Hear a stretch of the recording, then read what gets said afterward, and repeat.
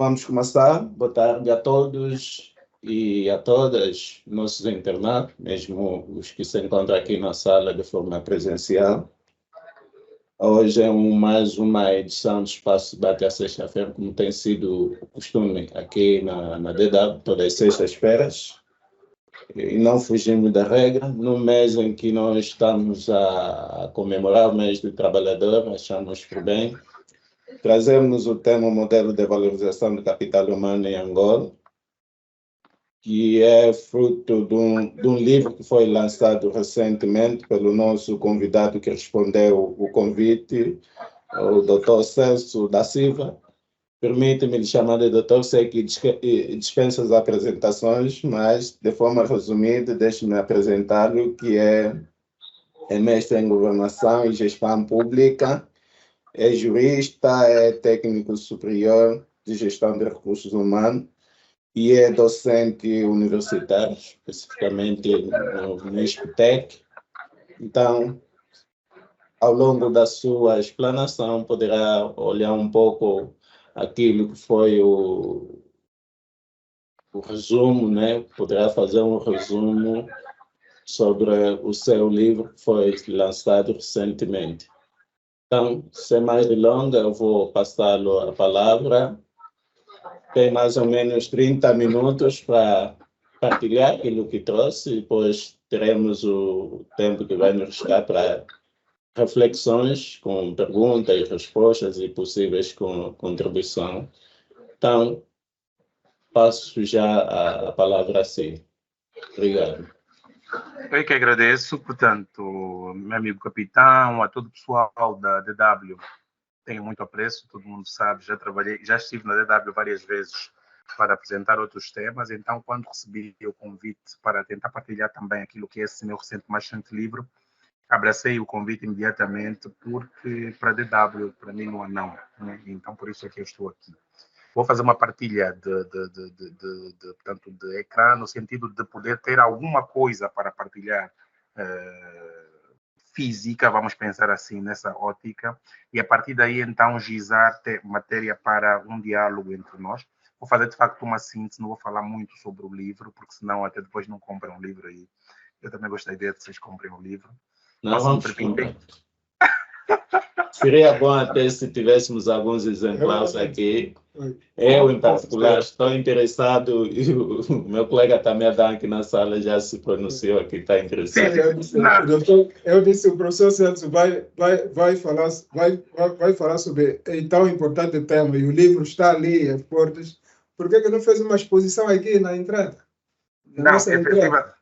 Porque o interesse não é vender livros, o interesse é, de facto, partilhar essa informação, e que essa informação sirva de, portanto, variável heurística que nos leve a começar a refletirmos sobre a temática da gestão de pessoas, a temática da questão do tratamento que temos dado às pessoas de maneira geral. Então, esse livro traz isso, é uma perspectiva, vamos dizer, não tão científica, mas ele tenta abordar buscando dados que podem ser tidos dentro da abordagem científica. Então, se me permitirem, eu vou partilhar imediatamente portanto, a apresentação que fiz. Preparei uma apresentação muito simples. E, portanto, depois da apresentação, aí sim, podemos então ter uma abordagem entre nós que talvez facilite o nosso diálogo. Portanto, esse livro que temos aí, portanto, temos acho que já todos conseguem visualizar, não? Sim, conseguimos ver, mas seria bom se colocasse no modelo da apresentação. Sim, está mesmo no modelo da apresentação. Não. Aqui não estamos a ver os lados também de lado. Tem que ir ali aí naquele campo. No canto inferior esquerdo, tem ali uma ferramenta. Exatamente. Exatamente aí. Sim, é exatamente onde estou a partilhar. Ok. Vamos lá verificar novamente. Não, ainda não está bem assim? Não, ainda não mudou. Também muda depois. Vou parar de partilhar, portanto, stop. E vou voltar a partilhar. Já temos visualização? Saiu. Saiu Saiu. da partilha da tela. Ok, vou voltar a partilhar novamente.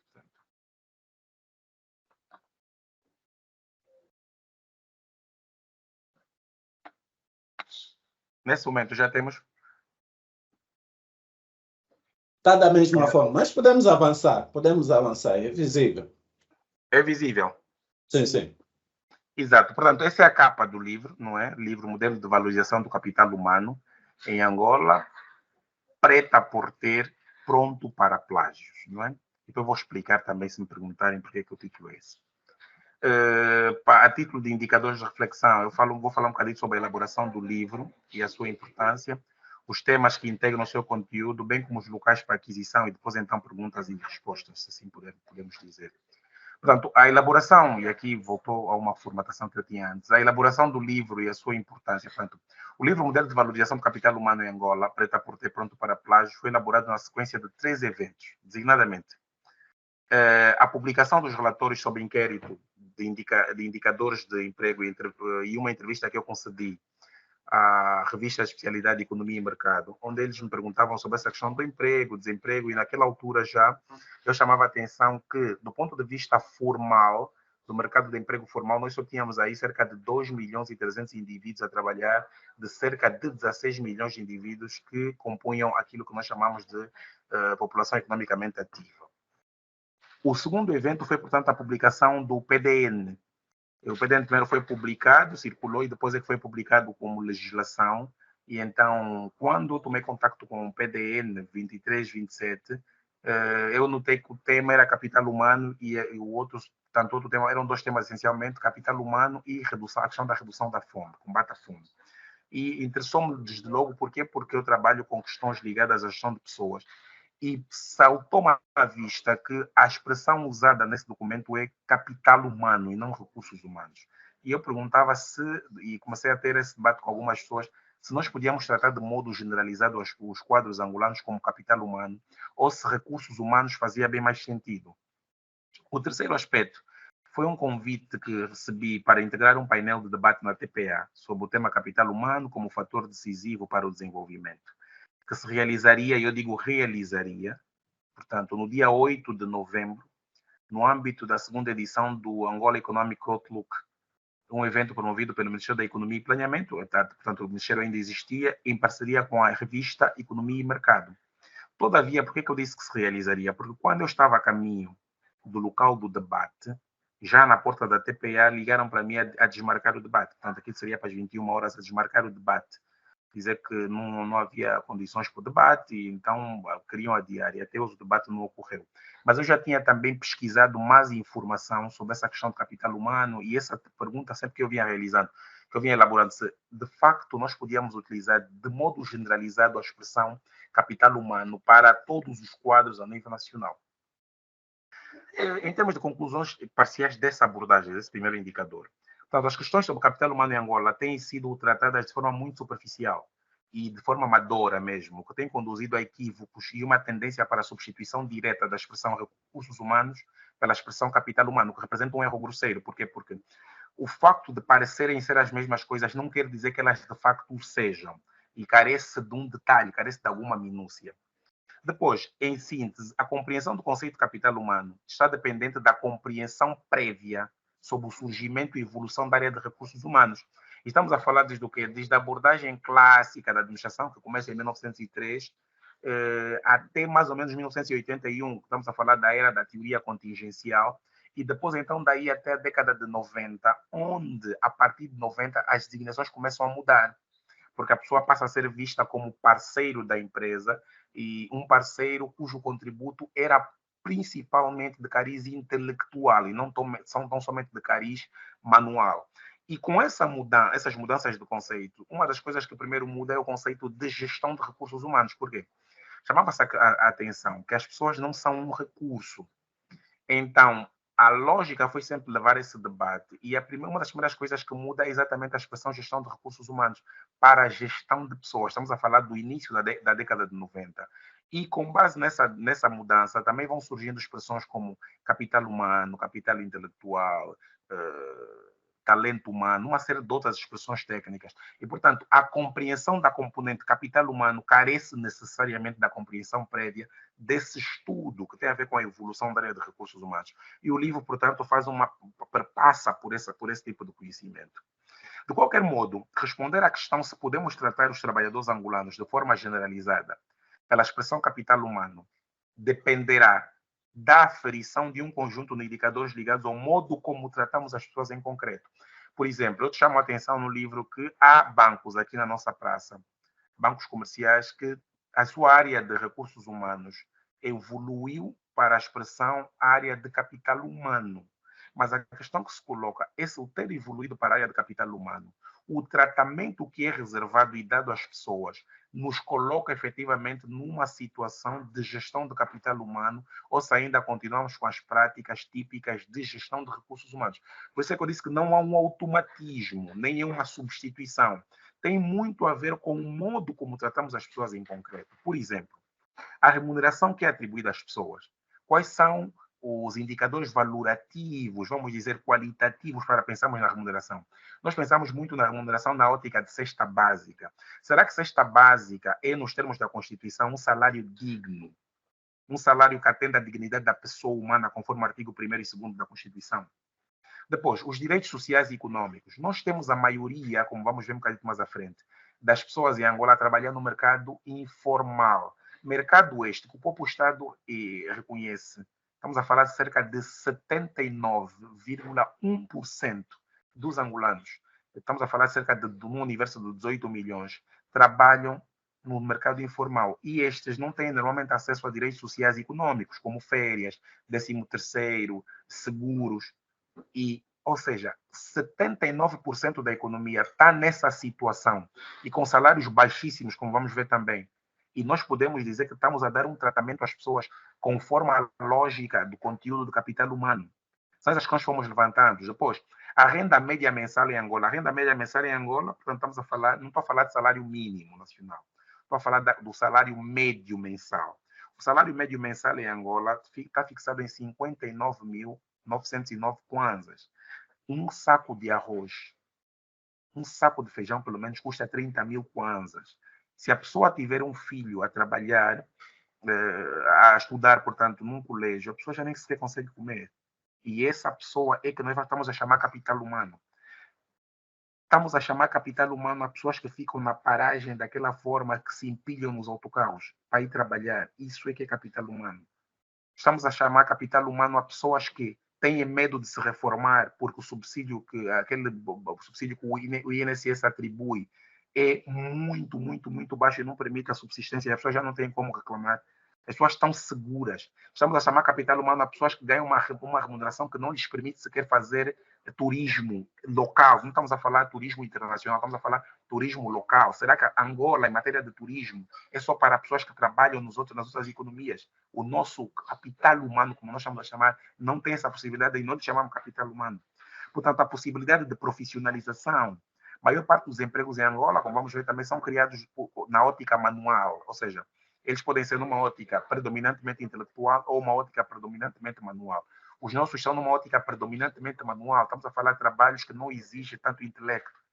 E esses são capital humano, assim, comparados aos Estados Unidos, comparados a Portugal, comparados à França. A possibilidade de carreira, o facto de ainda termos carreira de direção e chefia, o facto de a maior parte das mulheres em qualquer categoria ganharem menos que os homens, são desses aspectos que nós temos que analisar como indicadores para verificar se o tratamento que estamos a dar à pessoa, de facto, reporta essa ideia de capital humano ou se continuamos a tratar as pessoas como recurso, como mais uma pessoa. Portanto, o livro tenta levantar esse debate na lógica da variável heurística. Após isso, portanto, importa dizer os temas que integram o livro. O livro, Modelo de Valorização do Capital Humano em Angola, prêt-à-porter, portanto, prêt-à-porter em francês é pronto a vestir. Mas eu depois faço uma colagem com a ideia de pronto para plágios. Eu depois posso explicar porquê também. Tem uma introdução e um total de 5 capítulos distribuídos em 130 páginas, de fácil leitura. Portanto, é um livro pequeno. Eu procuro fazer livros pequenos porque eu sei que nós não temos muita cultura de leitura, infelizmente. Então, tento fazer livros pequenos para não assustar o leitor à partida. E nós estive a falar, por exemplo, com o João Domingos, eu disse, esse livro você lê em 1 a 2 horas. Por quê? Porque é uma pessoa que eu sei que tem muito gosto por leitura e gosta muito de ler, então rapidamente lê. Só que o livro tem outro problema. Nessas 130 páginas, embora seja de fácil leitura, ele tem matéria técnica, então não se recomenda ler muito rápido. Tem que se ler e ir absorvendo gradualmente. Portanto, qual é a estrutura óssea, portanto, a estrutura óssea que tem o livro?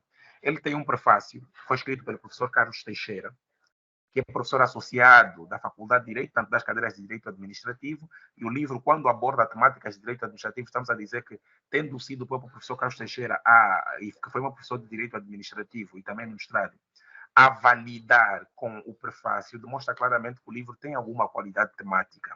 Portanto, o professor Carlos Teixeira é professor associado da Faculdade de Direito da Universidade de Agostinho Neto e é juiz conselheiro do Tribunal Constitucional de Angola, não é? Depois, tem agradecimentos, onde eu procuro agradecer a Deus, aos meus familiares, mas também dedico alguma homenagem a alguns professores, como é o caso do professor João Domingos, que foi nosso professor no ICRA, o caso do professor Cristiano André, o caso do professor Itiano Slovan Simões, o caso do professor Carlos Teixeira, o caso da professora... Portanto, uma série de professores, eu só tomando contato com o livro, a pessoa acaba por perceber. Portanto, essa questão de agradecimentos que fui fazendo a maior parte das pessoas que de alguma forma passaram pela minha vida na ótica de formação. Depois ele tem uma introdução pequena, de 1,5 páginas, se tanto, e porque estamos a falar de um livro de 130 páginas, então procuramos não ter uma introdução muito grande. A seguir, ele tem então, portanto, o próprio conteúdo do livro, onde começamos com uma contextualização, em que nós tratamos dos fundamentos científicos, históricos, artísticos da gestão de recursos humanos e conexionamos isso a um outro livro meu, que é o livro de Manual de Introdução à Gestão, não é? Onde eu trato desses temas. Então, eu fui buscar alguma parte desse livro e recomendo a leitura também deste livro. Portanto, onde tratamos de toda a abordagem. Como é que começa a gestão, como é que começa a gestão de recursos humanos e até onde é que vamos, principalmente com essa questão da temática de gestão de pessoas, gestão de recursos humanos. Depois temos um diagnóstico, e esse diagnóstico assenta sobre quê? Assenta sobre um paradigma conceitual, conceitos fundamentais, mas também trata dos dados publicados pelo INE, portanto, Instituto Nacional de Estatística, e do projeto RETFOP, que trata de questões ligadas à formação profissional. Então, nós tratamos desses dados para fazer uma compreensão do que se passa na nossa realidade. Portanto, eu procurei, a primeira lógica da análise do livro era ter uma parte de situação e outra parte de resposta. Então, o diagnóstico da abordagem da situação é tentar perceber qual é a nossa situação.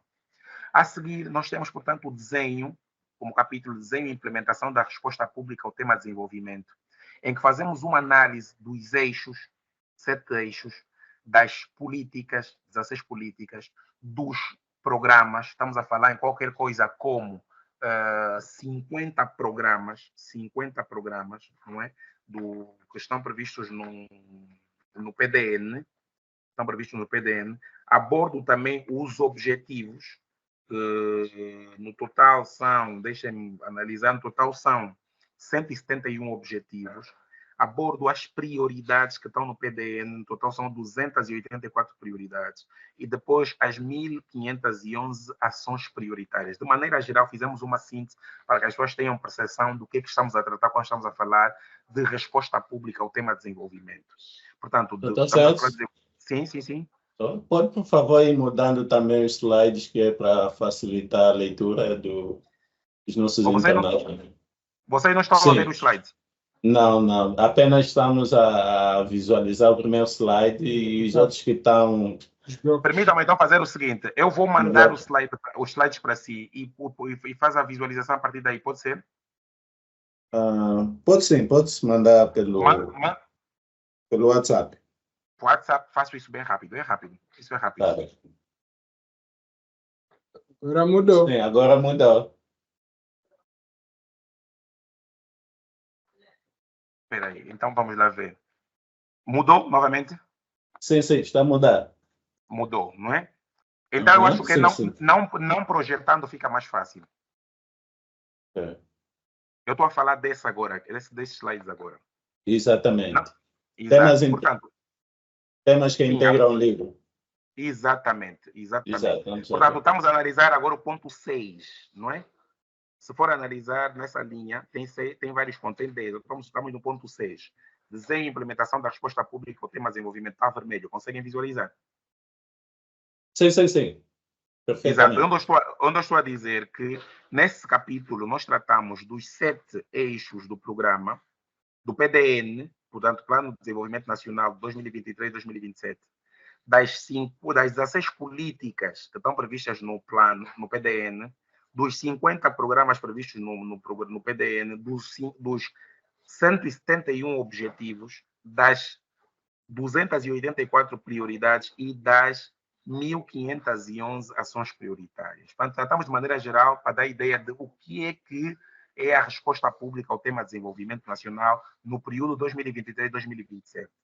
Depois, o capítulo a seguir, tanto o ponto 7 aqui, falamos sobre o desenho, o capítulo tem como título Desenho e Implementação da Resposta Pública ao tema Gestão de Pessoas, em que desconstruímos as várias medidas ligadas ao tema central do livro, portanto, gestão de pessoas.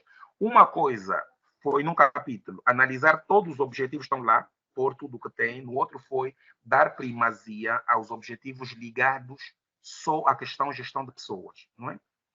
No ponto a seguir, apresentamos o chamado redesenho da resposta ao tema gestão de pessoas.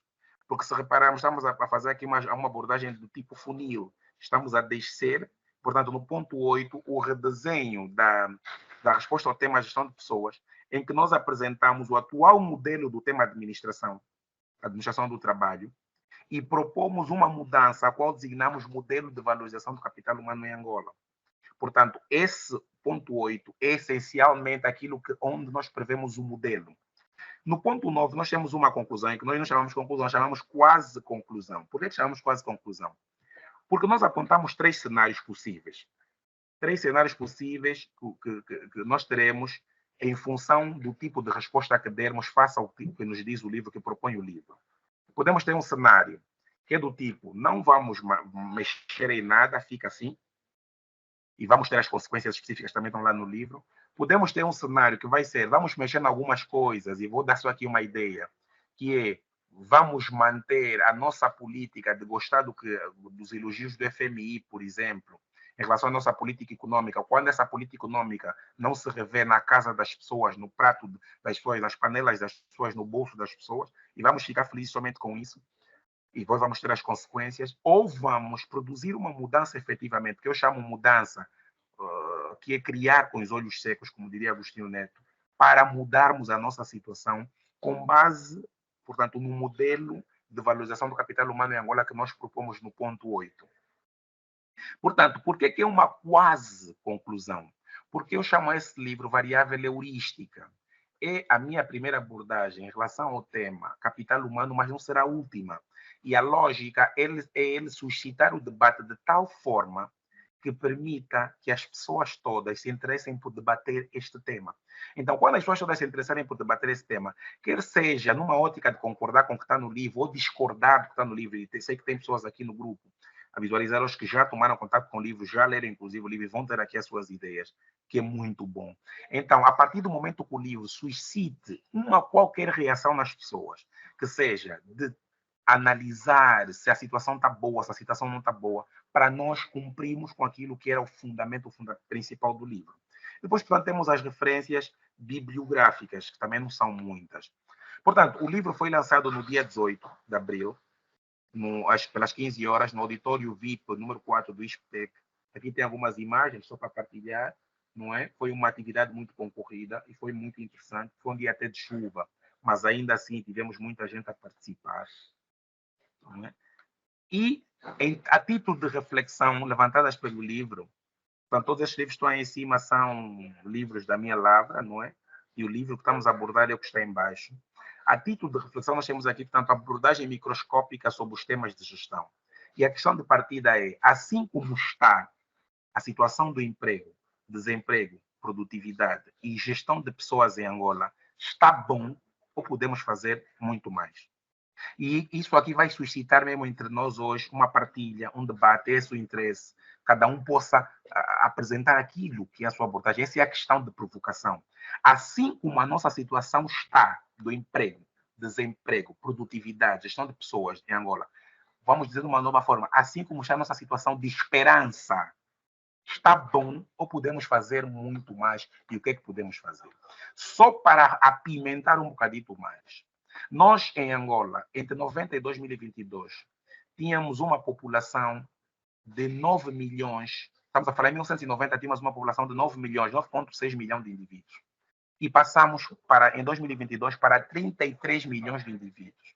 Estamos a falar que, nesse espaço, nós crescemos qualquer coisa como 23 milhões de indivíduos. Estamos a falar o quê? 70,9%. Atualmente, o grupo etário dos 0 aos 14 anos de idade representa 44,9% da população, equivalente a 14 milhões de indivíduos, o que gera uma grande taxa de dependência. Quer dizer o quê? Que aqueles que trabalham têm muitas pessoas sob a sua responsabilidade para alimentar.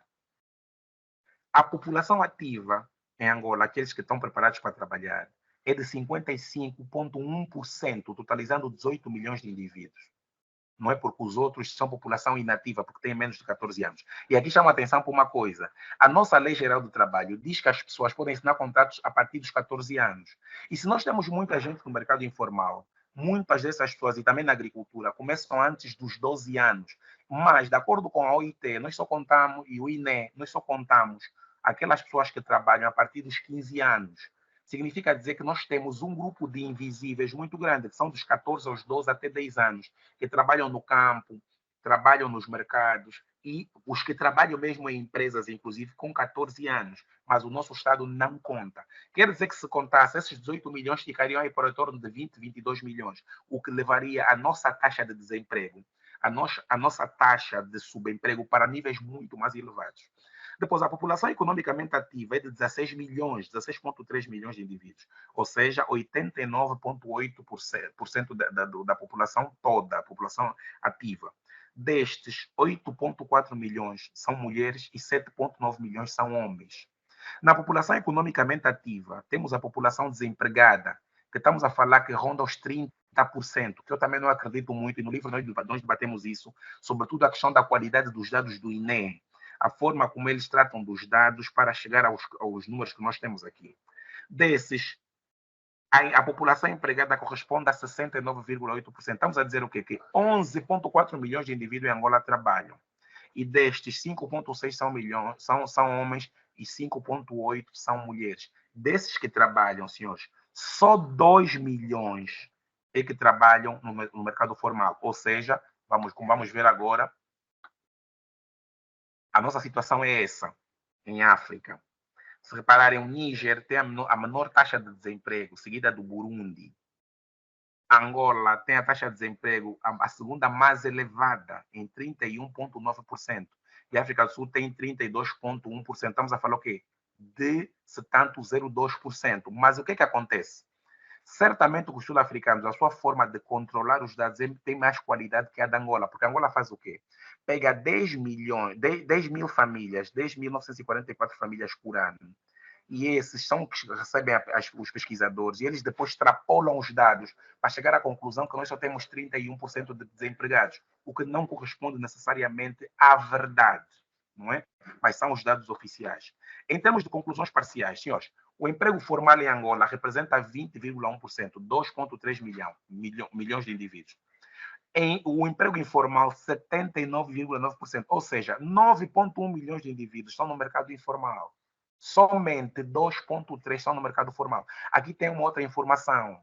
Nesses 2,3, a Lei Geral do Trabalho que tanto aplaudimos só se dirige a 1,3 milhão. Por quê? Porque 1,018 milhão de indivíduos está na função pública, o que dá indicação de que a Lei Geral do Trabalho não representa solução para a grande maioria das pessoas, mas sim solução para menos de 12% da população economicamente ativa que trabalha no mercado formal.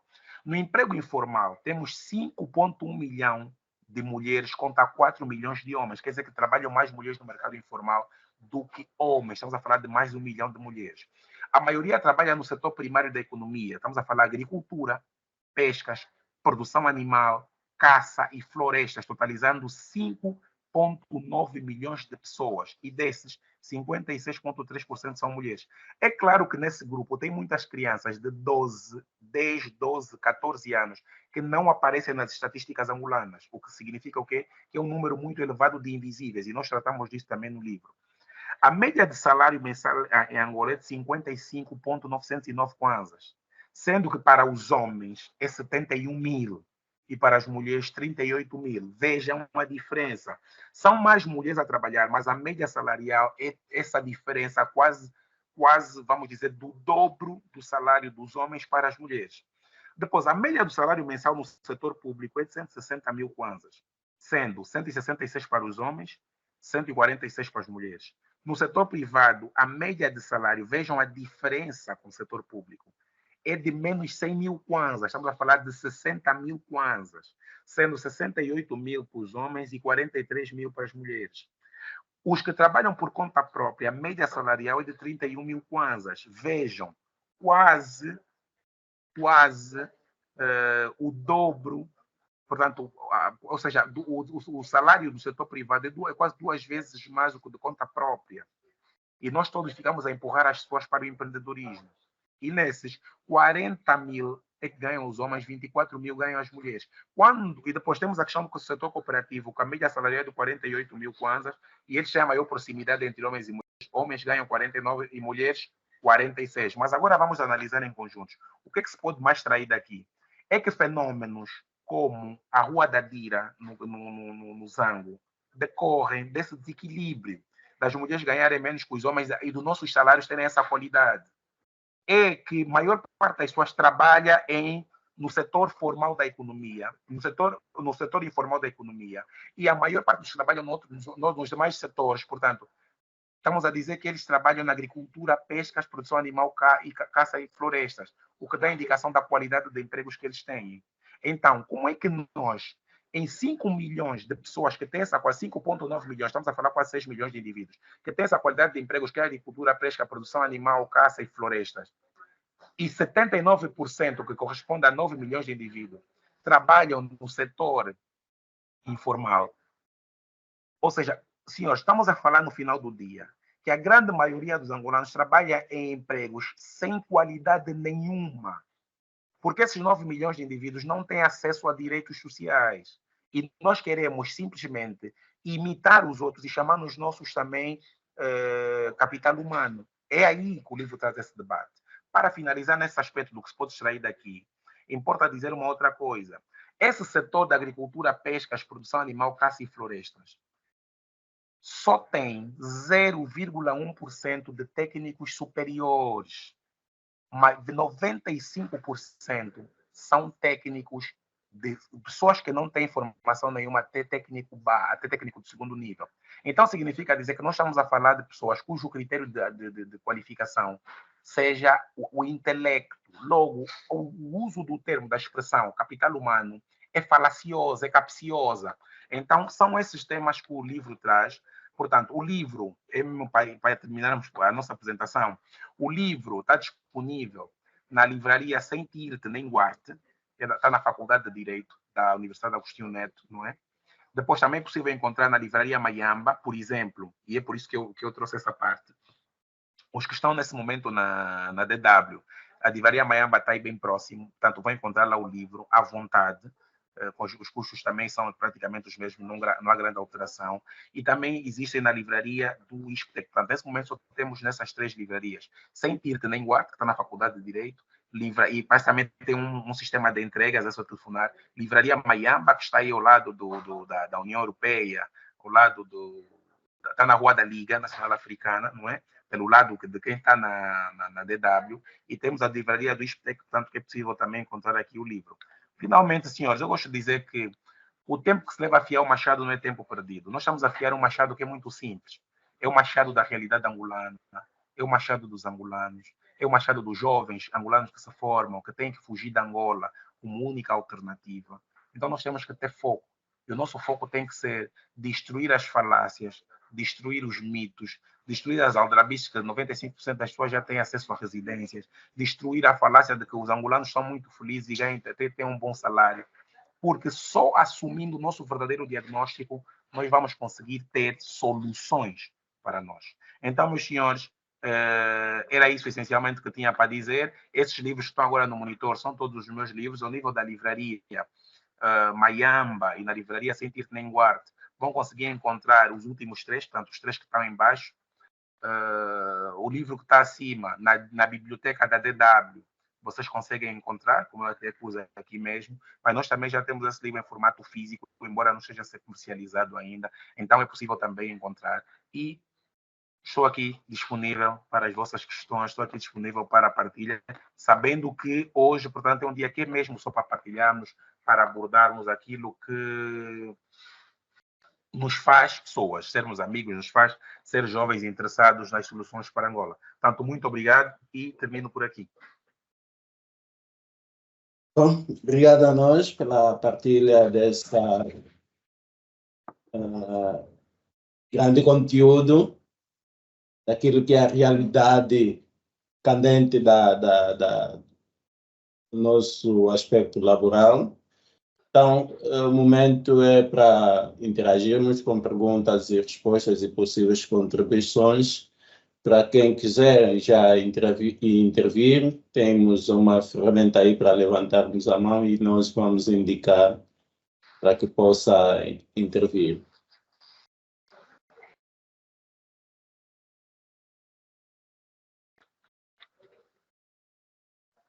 Bom, de momento não é deste, então já temos alguém que é o senhor João Domingos, faz favor.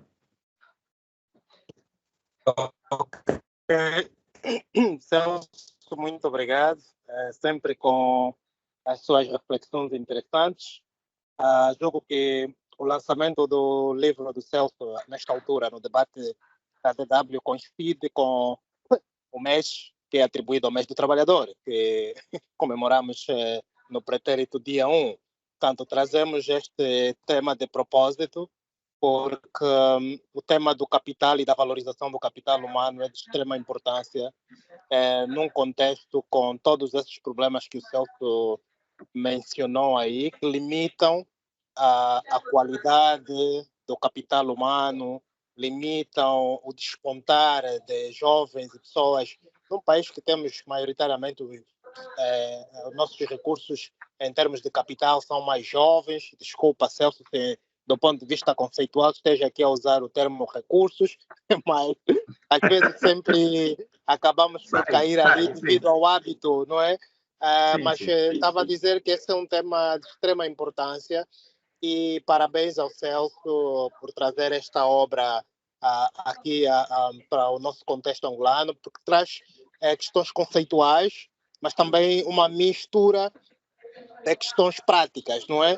E acho que muitas vezes isso precisamos, porque às vezes muitas teorias, mas depois quando vamos à prática quase que não inconscientes, que podem servir de análise, reflexão do nosso próprio contexto, não é? A partir das nossas vivências, da nossa realidade, dos nossos dados que são produzidos oficialmente. Portanto, isto tem que nos dar lições para melhorarmos. E acho que como acadêmico, trazer essa reflexão, não necessariamente as soluções, porque acho que nem sempre a ideia é esta. As reflexões ajudam, de facto, também a encontrarmos de forma coletiva as melhores soluções para o nosso contexto. E o Celso traz uma panóplia de coisas, mas eu fiquei a fazer uma reflexão, ainda não tive a oportunidade de ler o livro, porque o Celso não me entregou o livro. Eu fiquei a pensar se efetivamente terá feito esta reflexão no livro, que é uma vez que uma das referências que utilizou no seu livro é o PDL, não é? Que na verdade é o documento estrutural onde tem os eixos principais da política, não é, pública do país nos próximos cinco anos.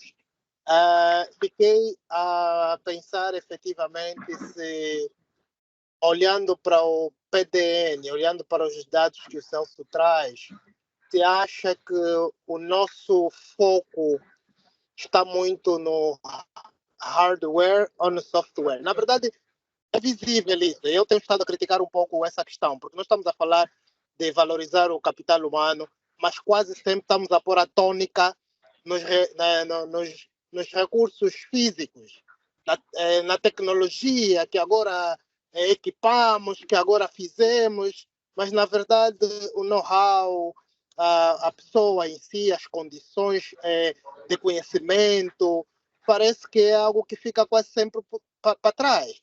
E acho que se nós continuarmos a fazer mais esse investimento no hardware e pouco no software, estamos a colocar a carruagem em frente aos bois, porque na verdade, sem esse know-how, sem esse conhecimento, toda a tecnologia que possa ser criada não vai funcionar, nem para o usuário, nem para a pessoa que usa como profissional, como trabalhador, nem tampouco para os beneficiários.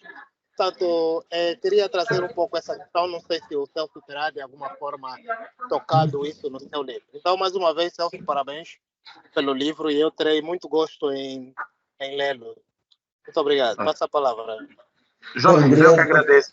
Né? Eu que agradeço. Permitam-me só aqui já fazer um ponto. Né? O livro tem um momento em que aborda os dados apresentados por Sua Excelência o Presidente da República relativamente a formados e matriculados no subsistema de ensino. Nós estamos a dizer que em 2020, 2021, não é? Nós formamos qualquer coisa como 27.058 licenciados. Um ano letivo, 27.058 licenciados. E nós temos 334.638 matriculados no ano letivo 2021-2022. Agora vamos fazer aqui uma reflexão. Entre 2015 e 2021, Angola formou, estamos a retirar o ano 2019, Angola formou 98 mil licenciados. Foram criados 98 mil empregos. Essa é a primeira questão. Segunda, vamos só analisar quais são as áreas de maior expressão em termos de formação. Nós temos, primeiro, com 28% ciências da educação. E depois nós sabemos os salários e as condições que são dadas na educação. Estamos a falar em 2016. Em 2017, com 25,9%, mais ou menos ao lado da mesma fasquia, ciências da educação. O que é que vem a seguir, quer um ano, quer outro, 2016, 2017, comércio e administração. Depois estamos a falar do que, novamente, em 2018, ciências da educação. A seguir, ciências sociais e do comportamento. Estamos a falar em 2015, áreas com menor expressão. E verifiquem, o mundo só evoluiu como evoluiu atualmente por causa da matemática, por causa das ciências matemáticas. Como é que nós estamos em termos de matemáticas e estatísticas? Em 2015, nós formamos 10 pessoas. Estamos a falar num ano em que nós licenciamos mais de 12 mil pessoas, 12.395 pessoas. Em ciências físicas, nós formamos 302 pessoas. Nós estamos a falar que em 2016, matemáticas e estatística, 46 pessoas. 2017, matemáticas e estatística. 2017, um ano em que nós formamos 21 mil licenciados, nós formamos 2 pessoas. 2018, matemática e estatística, um ano que nós formamos 20 mil licenciados, 15 pessoas. Como é que a Angola vai parar assim? Essa é a grande questão. E agora levanta-se outra coisa. A maior parte dos que estamos a formar, face à crise atual econômica, estão-se a refugiar fora da Angola, estão a ir embora. Quem fica? Quem fica para aguentar o software? E a maior parte dos empregos que nós estamos a criar por ano, 52% dos empregos, são hardware, mais nada. Portanto, na lógica de força, agora vamos analisar numa lógica de trabalho efetivo. Nós não temos trabalho, pessoas que estão a trabalhar na ótica de tecnologia, isso é verdade. Estamos a falar muito pouca gente. Quanto é que falar do hardware, falar da força bruta. Nós estamos a criar empregos no campo. O nosso hardware, tá, como eu digo muitas vezes, a nossa inteligência artificial é tala, não é? É tirar tala. Então, o nosso hardware provavelmente é pegar a mandioca ainda com a mão, em vez de olhar para os outros países que já estão a tratar disso do ponto de vista científico. Então, nós estamos muito atrasados. Então, o livro aborda esses aspectos todos, mas ele tem um momento em que ele vai para a lógica da maiêutica e coloca questionamentos para fazer com que todo leitor se envolva no sentido da lógica da análise do que está acontecendo em Angola. Veja uma questão. O setor público diz que as médias de horário de trabalho que eles fazem, médias semanais, são qualquer coisa como 42 horas de trabalho. A lei diz que eles trabalham 37 horas. Aqui já tem uma incoerência. Mas a maior incoerência é quando nós descemos no campo prático. Quem sai da área do Rocha Pinto e chega ali na zona da FAPA e encontra aquele engarrafamento, muitos são da função pública. Então você se pergunta, se esse mundo todo está aqui, em que se encontram chefes e subordinados, e vão chegar nos serviços às 10, 11 horas, como é que eles trabalham por, em média, semanalmente, 42 horas? Estão a sair aqui horas. Então, ou seja, nós ainda temos dados que, do ponto de vista da coerência, em vez de nos empurrarem para assumir soluções, nos empurram para tapar o sol com a peneira para ficar com os mesmos problemas.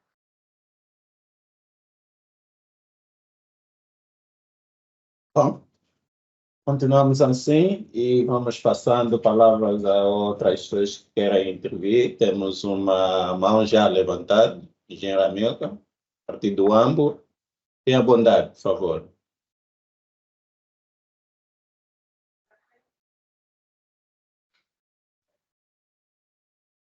Estamos a passar a palavra ao engenheiro Hamilton, não conseguimos lhe ouvir. Ligar o seu microfone. Ouvem bem? Perfeitamente. Perfeitamente. Bom, eu gostava de saudar a todos os que acompanham este espaço, este programa, especialmente saudar o Celso pela apresentação que fez, pelo tema que está a abordar. A mim agrada-me particularmente quando vejo jovens a preocuparem-se com estudo, com abordagem de análise de informação, análise de dados, fornecimento de dados que são fundamentais para o desenvolvimento, para a concepção de programas sustentáveis. Tenho pena que sejam jovens assim como o Celso, aqueles que estejam a optar pela imigração, não é? Portanto, são pessoas com capacidade que estão a ser perdidas cada vez em maior número. Isso já o Celso mencionou, que é um problema que nos deve preocupar a todos.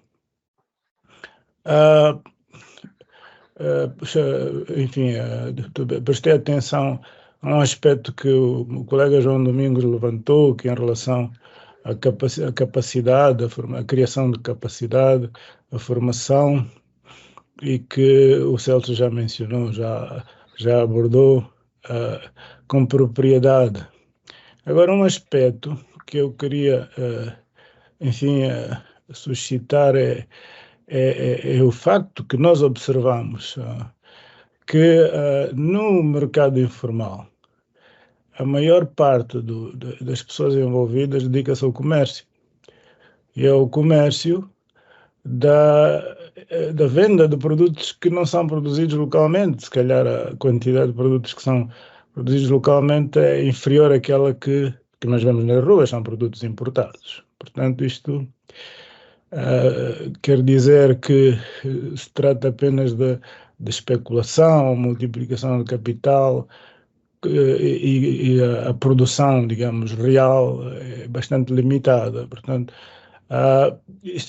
não sei como é que o Celso vê isso, mas a mim chama-me a atenção, e mesmo vermos nas ruas, nas cidades, portanto, a maior parte do empreendimento que existe é vender produtos importados. Portanto, não sei se o Celso entendeu qual é a minha inclinação, mas pronto, é isso que eu queria dizer. De qualquer forma, os meus parabéns pelo seu envolvimento e engajamento nesse processo de estudo. Obrigado.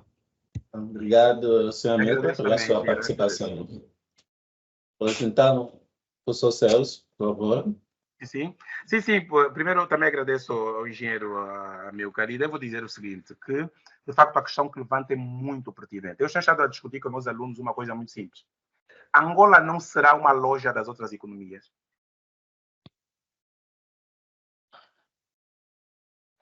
Essa é uma questão que vai doer a todos nós, mas Angola é mais uma loja das outras economias. As outras economias produzem e nós vendemos, só que isso debilita a nossa capacidade de criar emprego. Debilita totalmente a nossa capacidade de criar emprego. O que para mim é mais chocante é vermos que depois os discursos, no final do ano, vêm na lógica de que os objetivos foram alcançados. Todos os anos nós estamos a ter uma descida gradual dos indicadores de desemprego, quando de facto a nossa economia está a produzir desemprego e não a reduzir desemprego. Então, ou nós não queremos ler de facto o que está acontecendo na economia e o que é mais grave, porque isso vai nos levar a uma situação complexa. Por exemplo, os índices de criminalidade estão a subir por quê? Porque há cada vez menos emprego. As pessoas estão indo embora por quê? Porque há cada vez menos emprego. E é uma reflexão que é feita no livro que é a seguinte. Angola, de um ano para o outro, estamos a falar de 2017 para 2018, 2016 para 2018, perdeu qualquer coisa como de 247 mil expatriados, 189 mil eram na área do trabalho e Angola ficou com 47 mil na área do trabalho. O que dá indicação que até os expatriados estão a ir embora. Ou seja, se os expatriados estão a ir embora, os empregos de qualidade que os expatriados ocupavam, em princípio, deviam ser ocupados pelos nacionais.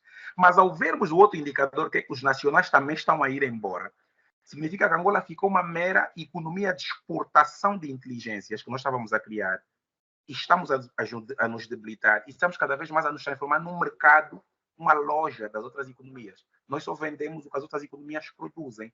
Isso vai nos condenar, isso vai degradar a economia angolana e o futuro angolano por longos e longos anos. Então, a preocupação do engenheiro Amílcar é enorme. É uma análise que nós temos de fazer.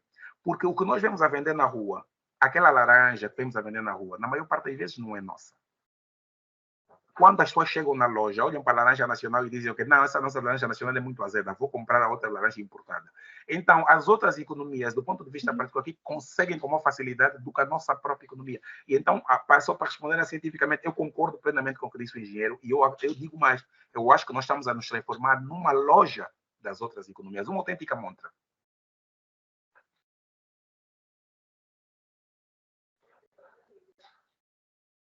Bom, dando a sequência em relação à questão que eu colocava quando intervia sobre a contribuição do Sr. Amílcar, temos aí o Sr. Helder que diz que ele foi mais radical em dizer que Angola é uma praça, né?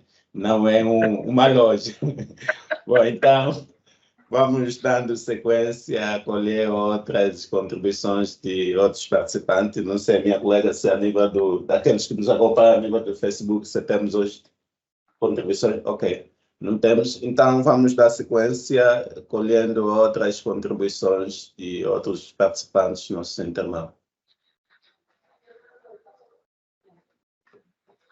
Bom, não sendo desta, acompanhei atentamente quando referia sobre o conceito de recursos humanos e capital humano. Existe uma falsa ideia de dizer que nós estamos já fizemos uma transição a capital humano. E na explicação, isso é falso, né? Nota-se que existem elementos que nós não cumprimos ou não estamos a cumprir para que possamos ser capital humano verdadeiramente dito. Com isso, eu gostava de colocar uma questão da parte do professor Celso, saber quais são os desafios para que possamos transitar de recursos humanos para capital humano. Boa questão. Bom, mas eu não posso responder tudo, porque senão vou vender o livro, né? Aqui, vou entregar o livro. O que é que eu digo, efetivamente? O grande problema, e talvez esse sirva para reflexão, isso está no livro. Angola, quando se torna independente, quando em 75, Angola viveu com a legislação deixada pelo colono durante mais 6 anos. Em 81, Angola publicou a primeira Lei Geral do Trabalho que aplicava-se de modo indistinto a todos os setores. Por quê? Porque tudo era do Estado. Era uma economia centralizada, então aplicava-se de modo indistinto. Isso é que criou até hoje na cabeça de muita gente, que mesmo pessoas que trabalham em empresas públicas pensam que são função pública.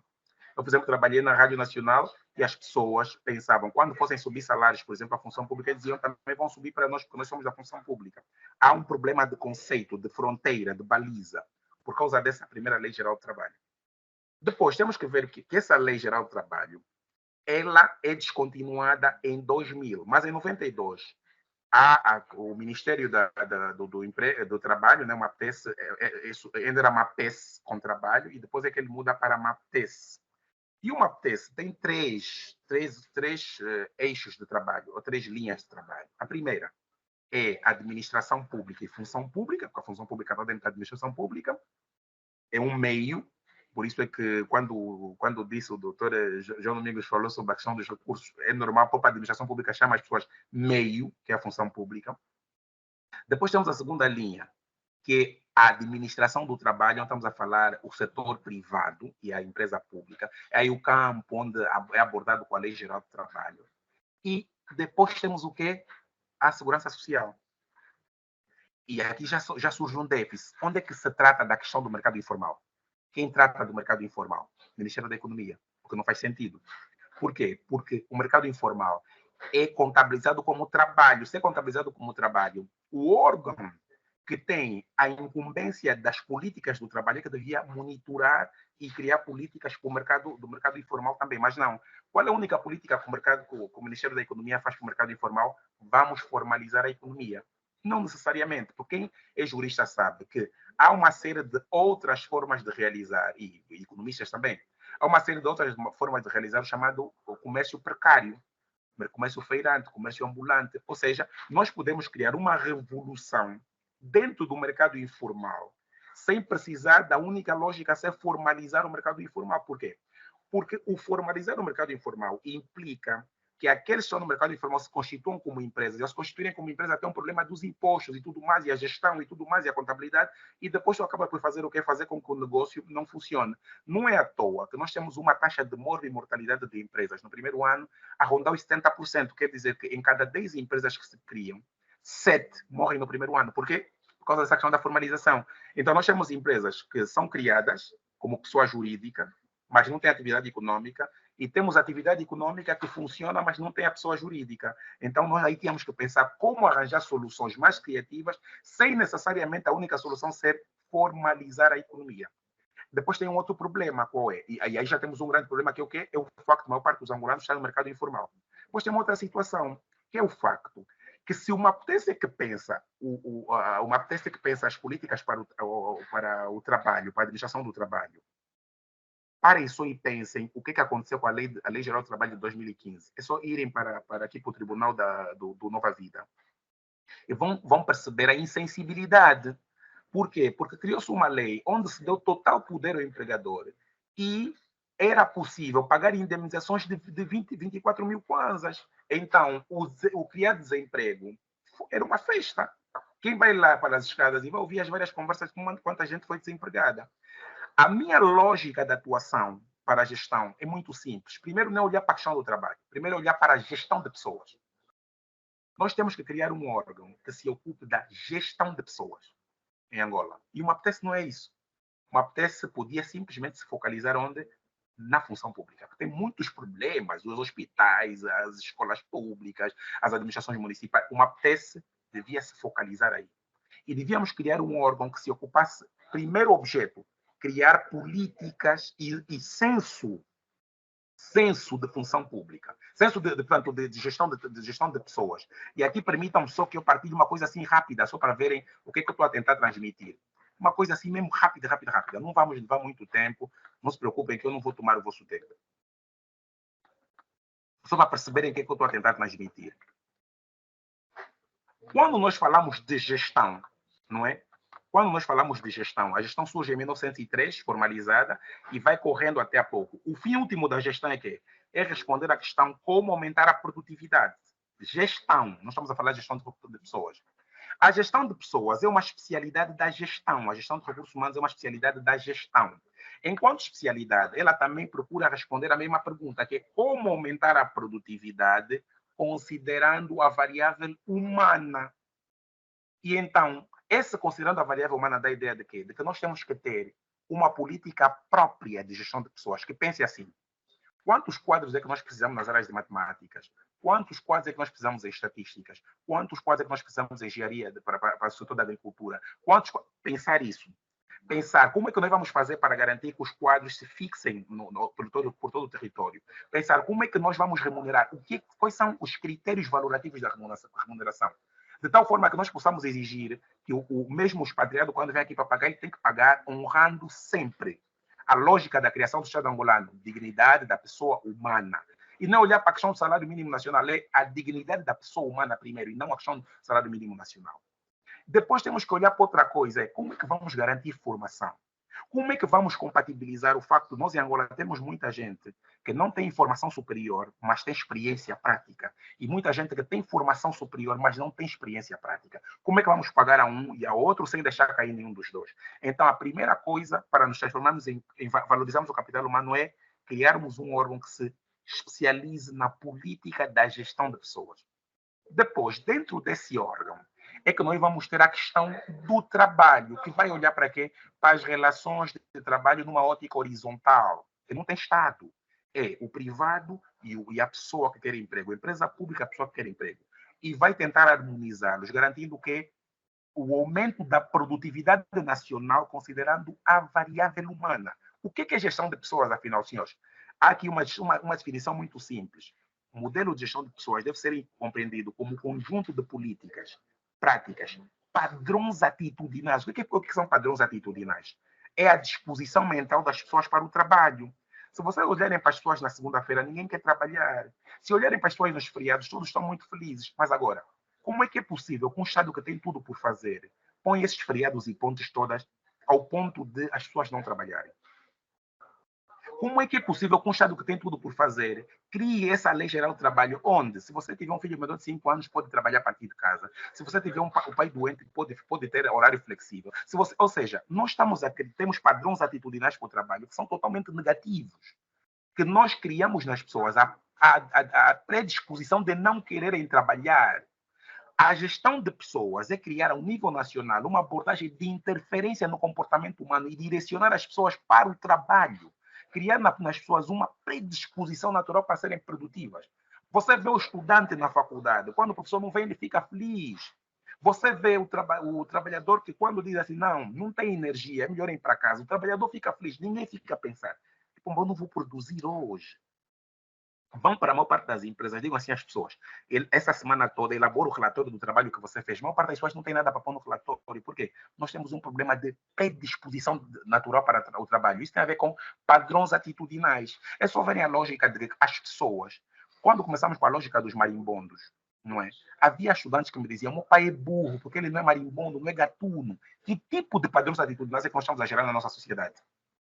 Então, primeiro temos que ter um órgão que trate disso, começa a cuidar disso. Isso não é só educação, isso não é só formação superior, isso é componente profissional e profissionalizante. E temos que mudar essa lógica. E não só numa lógica de trabalho manual, mas também numa lógica de trabalho com a mente. Esse mesmo órgão deverá pensar se nós só queremos criar quadros para o nível nacional ou se também queremos criar quadros para a expatriação. Quantos quadros é que nós precisamos? Com que perfis? Com que abordagens é que nós vamos fazer? Como é que nós começamos? Onde é que nós paramos? Como é que nós mensuramos? Isso tudo deve ser criado a partir de um órgão. Por quê, meus senhores? E aqui vou parar de transmitir aí. Por quê, meus senhores? Porque o MAPTES não é o órgão mais isento para criar políticas para o setor público, para o setor privado. Por quê? Porque eles criam para o setor público, criam para o setor privado. Já vimos, setor privado, média salarial, 60 mil kwanzas, 160 mil. Setor privado, 60 mil kwanzas. Então é possível desagregar. Depois, a nossa segurança social tem que se profissionalizar, tem que atribuir subsídios que as pessoas têm que receber, tem que criar condições para as pessoas. Então, se ela trabalhasse como um órgão independente, da administração independente, talvez fosse mais dinâmica, mais capaz, mais criativa. Então, a minha lógica é, MAPTES, só função pública, administração pública, um órgão específico, podemos chamar Ministério do Capital Humano, Ministério do Capital Humano e Trabalho, só para ter um mercado para abordar, criar gestão de recursos humanos em Angola, criar capital humano em Angola e pensar na questão do trabalho, dos padrões atitudinais. E depois um órgão que é da administração independente, como funciona, por exemplo, a CNE, que trabalha com as questões de segurança social para autonomizar. A partir daí, sim, vamos ter condições de base para chamarmos modelo de valorização do capital humano. De contrário, meus irmãos, estamos a nos enganar. Isso tudo está previsto no livro, está tudo abordado no livro. Bom, obrigado. Continuamos. Temos outras questões. Sim, vamos passar a palavra já ao colega Adão, está no traçado. Depois, quando voltarmos, vamos escolher uma questão que se encontra na nossa página do Facebook. Neste preciso momento, estamos a ser acompanhados também pela nossa página do Facebook. Senhor Adão, por favor. Processo. Obrigado, apreciei a tua apresentação. Por acaso está muito interessante. Estou a gostar da tua frontalidade, né? Falar as coisas tal como elas são, baseado na nossa realidade. Às vezes os preleitores têm essa dificuldade, né? No dia a dia, no informal, eles abordam os assuntos tal como eles são, mas quando há um espaço assim, quase que oficial ou de interação, a ideia é embelezar um pouco o discurso e tentar passar que as coisas no país estão bem, que estamos a caminhar bem. Então, a tua frontalidade eu achei muito interessante. Há uma dimensão da valorização do capital humano que eu vejo muito fora da literatura, muito fora da academia, que não é abordado. Tem muito a ver com os valores. Estou a falar, por exemplo, de consideração e respeito, né? Isso muitas vezes acontece. Por exemplo, em função do tipo de atividade que a pessoa desenvolve, ou se calhar por ser de um escalão inferior na hierarquia da empresa, um segurança, um empregado de limpeza, por exemplo. É possível que não seja valorizado, né? O diretor, o patrão, o chefe passa por ele, mas não o sauda, né? Mas para um segurança, por exemplo, o tipo de atividade que ele desenvolve é muito importante. E muitas vezes os salários são baixos. Então, o que ele espera para continuar motivado? Se calhar uma saudação do chefe quando chega na empresa e passa por ele, né? Portanto, há essa questão do respeito, consideração, a valorização fora do salário, fora das condições materiais, fora daquelas questões até mesmo de treinamento e reforço de capacidade, mas mais baseado nos valores. Poderia entrar aqui também o tempo de serviço para uma pessoa que trabalha numa instituição 10, 20 anos. Se calhar toda a sua vida foi dedicada à empresa, né? E ele, além do salário, ele espera consideração, respeito. O salário só não é um elemento para lhe motivar. Pode ser a questão também do quanto a pessoa contribui para os resultados da empresa, né? Por ele tanto contribuir, o que ele espera não é tanto um salário melhor, se calhar um computador novo, ele quer ser valorizado de outra maneira. Talvez por respeito, consideração, a forma como é tratado. Isso muitas vezes fica fora da literatura. Como é que estamos em relação a isso no país, doutor Celso? Exato. Portanto, eu quando falo dos padrões atitudinais, tem muito a ver com isso. Tem a ver com quais são as referências valorativas que as pessoas têm. Eu, por exemplo, noto muitas vezes os estudantes elaborarem valores da empresa. E você lhe pergunta quais são os valores da empresa. Os valores da empresa são esses. E você lhe pergunta, o que você quer dizer com esses valores? Qual é a definição de cada um desses valores? O que você pretende com esses valores? Eu pergunto hoje, quais são os padrões atitudinais dos angolanos? Eu estive num debate em que eu dizia, o angolano tem muito do bungle-bangle. Por quê? Porque ele é em tudo que é mentira. Nós até queremos mentir em coisas básicas, do tipo que, olhando para os indicadores, África é o país que está na cauda, Angola é o país que está na cauda da África em matéria de indicadores de desemprego. E nós queremos dizer que estamos bem. Então, nós temos primeiro esse problema. Depois, há aqui que chamar a atenção sobre uma coisa. Eu tive numa palestra há dias numa instituição, não adianta dizer aqui o nome, em que o presidente da instituição dizia aos colegas, não esqueçam que o que nos une aqui é simplesmente sermos colegas. Não importa em primeira instância o que é que a pessoa faz, se é da limpeza, se é da segurança, ou se é de que área. Porque todos nós somos somente colegas. Qual é o problema? Somos nós, sobretudo os formados, que temos problemas de padrão atitudinal. Somos nós quem deixa de cumprimentar.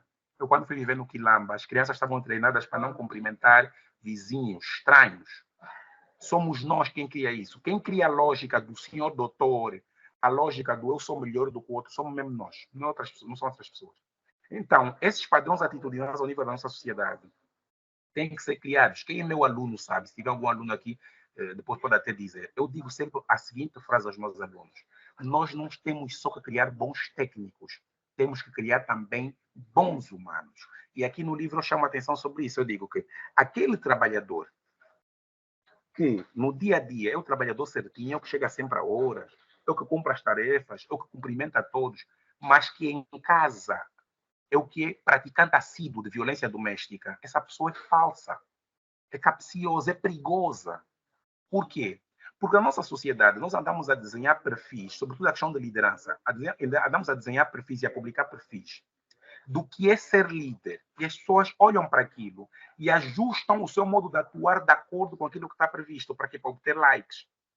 Então, as pessoas não são necessariamente aquilo, mas elas fazem exatamente porque é o politicamente correto, é o esperado.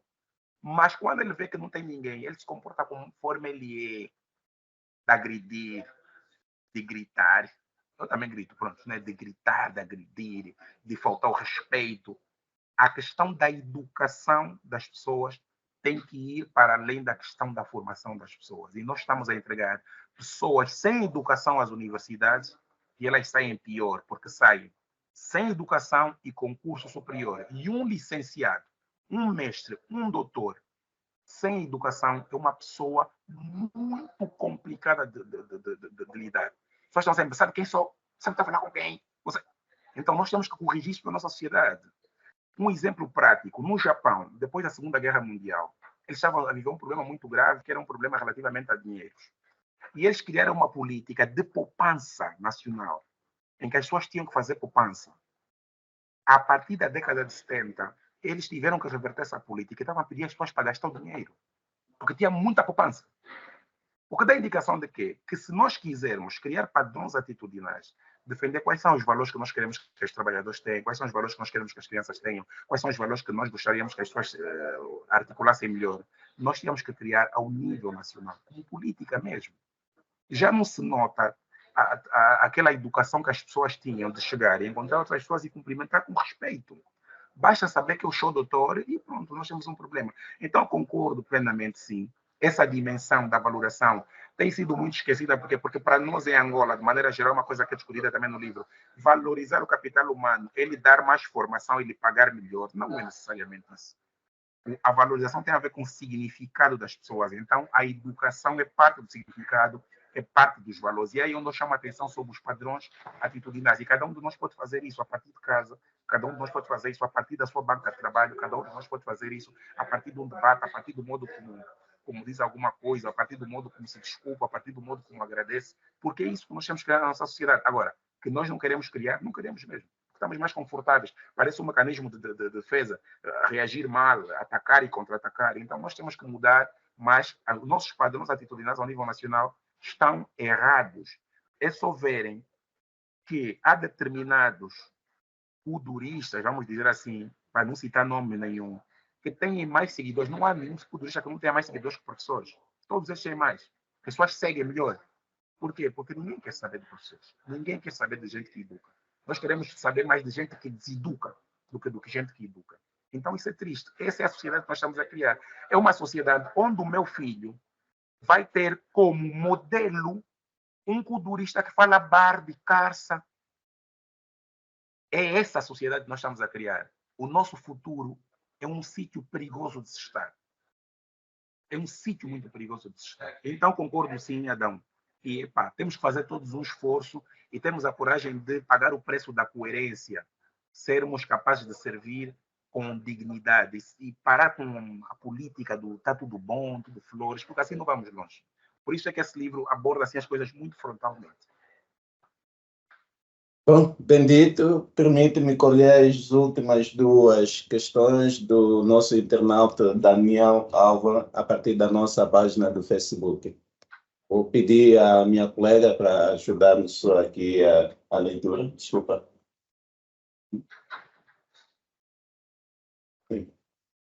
Hoje, boa tarde ao ilustre preletor, Dr. Celso da Silva. Parabéns pela apresentação mais uma vez. E vou ler aqui a questão que o colega Daniel Álvaro deixou na nossa página do Facebook, porque, tal como o colega Capitão disse, estamos a ser também assistidos a partir do Facebook. E ele escreve: gostava de parabenizar pioneiramente o preletor pela magna apresentação e por amplexar o repto de trazer à ribalta estas reflexões.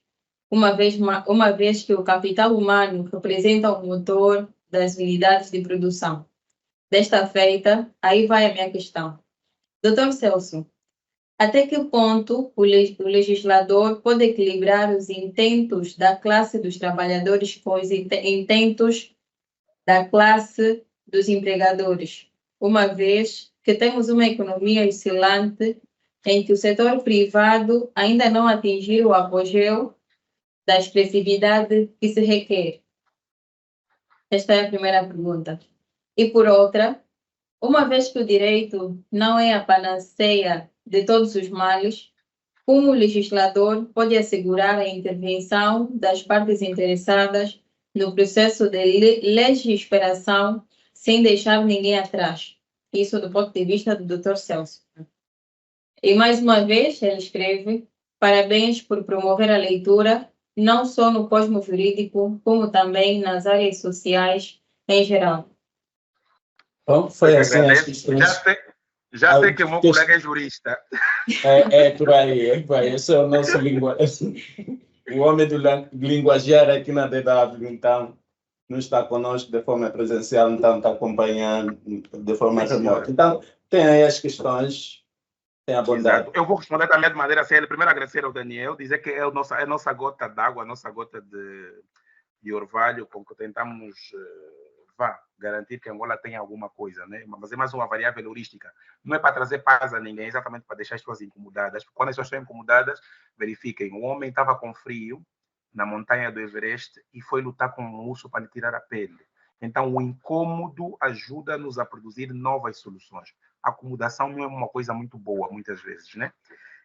Então, muito obrigado, meu colega Daniel Álvaro. Aqui, permita-me dizer o seguinte: se o legislador tiver conhecimento real, um diagnóstico real da situação, e tiver isenção, não beneficiar nem o empregador, nem o trabalhador, mas equilibrar as coisas no âmbito de tentar garantir a dignidade da pessoa humana, vai ser muito mais fácil. Por quê?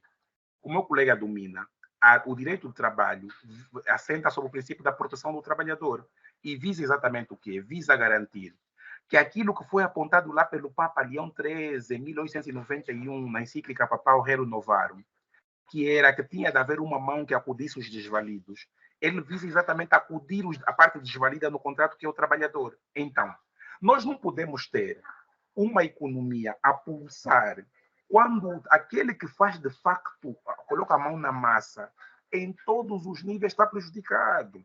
Em todos os níveis. Então, nós temos que garantir que, de facto, os empregadores garantam qualidade para poderem dar a melhor ocupação efetiva aos trabalhadores. Mas aqui em Angola nós temos um problema muito grave. O problema até, se calhar, já não está no equilibrar. Está num outro tema, que podemos falar aqui um outro dia, o dia que for convidado, que é sobre a questão do qualificador ocupacional. O que acontece? A maior parte das organizações, não tendo qualificador ocupacional, não conseguem dar ocupação efetiva aos trabalhadores, o que lhes levaria à produção efetiva de bens e serviços. Então, muitas vezes, os trabalhadores estão lá, com aquele critério da disponibilidade previsto no contrato de trabalho, mas não estão a ser produtivos. Muitas vezes estão naquilo que nós, em recursos humanos, chamamos de vadiagem sistêmica. Por quê? Porque não está a ser dada ocupação efetiva. Então, temos que garantir, primeiro aspecto, que a lei como está nesse momento, por exemplo, está boa. Embora eu acredite que tenha muitos espaços que permitam ao trabalhador ficar em ociosidade. Mas temos que garantir que naqueles espaços que não fiquem em ociosidade, o empregador lhe consiga dar ocupação efetiva para levar à produtividade. Mas, de qualquer das formas, quando surgiu a ciência da gestão, Frederico Winslow Taylor dizia que o grande problema da produtividade estava na mentalidade dos trabalhadores, que não queriam trabalhar. Se calhar o problema agora também está na mentalidade, na questão da falta de profissionalismo. A segunda questão, que tem a ver com assegurar a questão da legiferação, a questão que se coloca é que a maior parte das consultas públicas são consultas públicas da lalala, são da maiúia, são da brincadeira. Se fossem, de facto, consultas públicas que queriam ouvir as pessoas, as coisas mudavam. E mudavam de facto.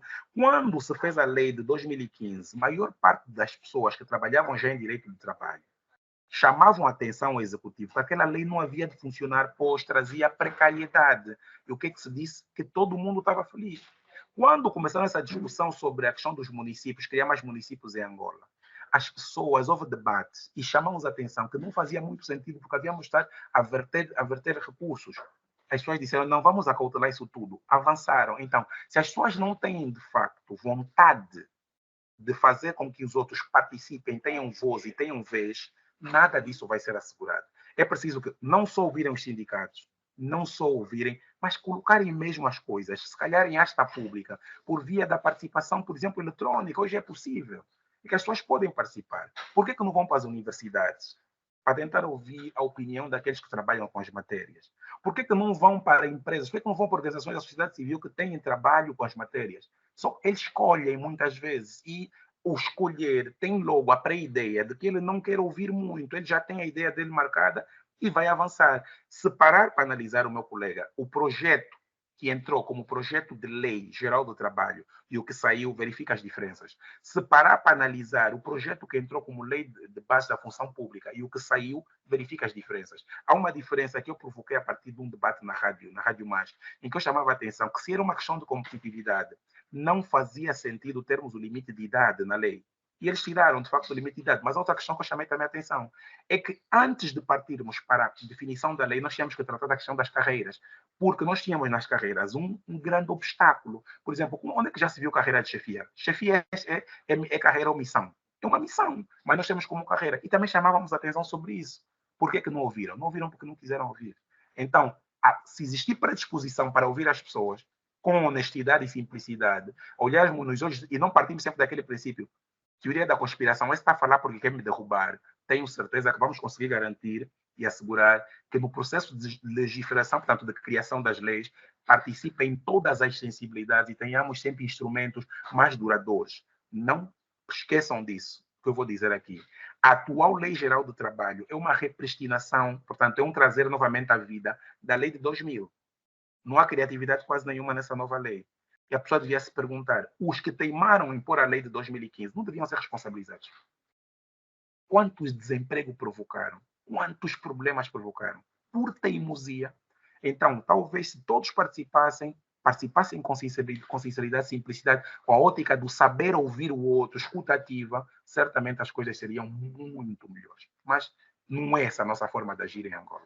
Então, espero ter podido responder ao meu amigo e colega Daniel Álvaro.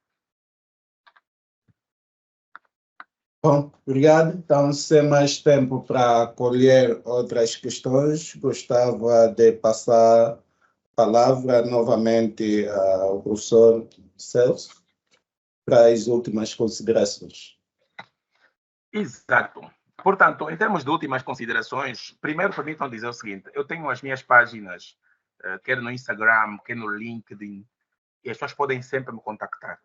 E quando me contactam, tenho certeza que eu respondo. Não é? Respondo sempre, porque a lógica é procurar partilhar o máximo possível de informação, porque quanto mais informação tivermos, ou seja, quanto mais voz tivermos, vamos ter todos vez. O segundo aspecto que tenho a dizer é que os que puderem, e não é por questão de dinheiro, mas é por questão mesmo de tentarmos ir harmonizando e nivelando o conhecimento, os que puderem, desloquem-se a esses pontos que eu chamei a atenção sobre onde tem disponível essas obras, e nem só uma obra. Vão ver que nessa obra chama a atenção de uma obra que o Estado copiou e produziu lei, mas nunca reconheceram, não é? Que é a minha obra, o que os jovens pensam sobre recrutamento e seleção. Aqueles que puderem, está na biblioteca da DW, portanto, aqueles que puderem tomar contato com os livros, mastiguem-nos e se pudermos partilhar por essa via, muito bom. Finalmente, devo dizer que o livro em si, ele traz uma quase conclusão. Por que é uma quase conclusão e não uma conclusão? porque essa conclusão não está fechada. Ela vai fechar um bocadito mais a cada vez que cada um de nós colocar mais uma gota d'água do seu saber, mais uma gota d'água no debate, mais uma gota d'água no esclarecimento dos seus alunos, dos seus irmãos, dos seus amigos, dos seus colegas, garantindo que Angola, a juventude, faça aquilo que todos os outros países toda a juventude faz. É a força motriz. Mas uma força motriz que quando chega em casa, o programa Sem Limite, o primeiro convidado é o Charles Boapoati, que tipo de juventude é essa? Então, vamos tentar também descontinuar determinado tipo de comportamentos, atitudes e práticas e adotar comportamentos, atitudes e práticas que nos enriqueçam como país, que nos enriqueçam como jovens, para que nós tenhamos vez, porque temos voz.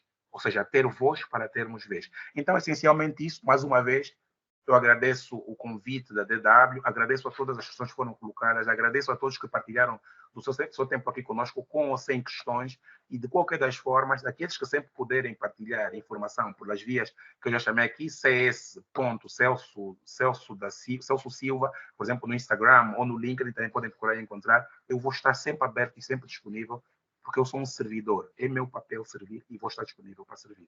Muito obrigado a todos. Bom, obrigado a nós. Em nome da DW, nós também agradecemos por essa sua disponibilidade e mais uma vez estar aqui nesse espaço e partilhar um pouco aquilo que é os seus conhecimentos.